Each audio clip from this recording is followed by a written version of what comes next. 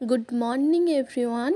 সকালে ঘুম থেকে উঠে ব্রাশ করে চা খেয়ে এই যে দেখো সকালের খাবার করতে চলে এসেছি। আর আজকে কিন্তু সকালের খাবারটা আমিই বানাবো।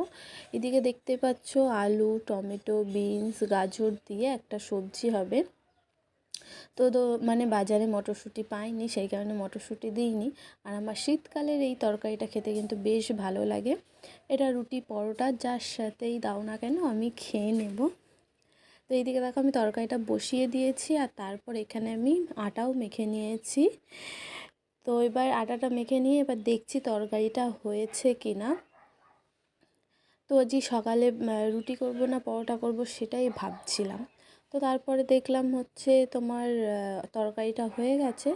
একটু হচ্ছে কিনা নাড়াচাড়া করে একটু ঝোল ঝোল ছিল, একটু ঝোলটা একটু শুকিয়ে নিলাম।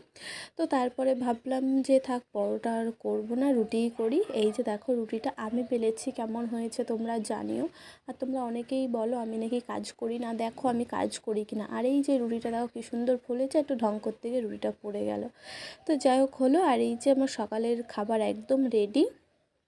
এখানে দেখো সবজিটা ছিল আলু, গাজর, বিনস, কাঁচা লঙ্কা, টমেটো দিয়ে তরকারি। আর এইদিকে ছিল একটা রসগোল্লা, আর এই দিকে ছিল রুটি। তো আজকের মিনি ব্লগটা কেমন লাগলো জানিও।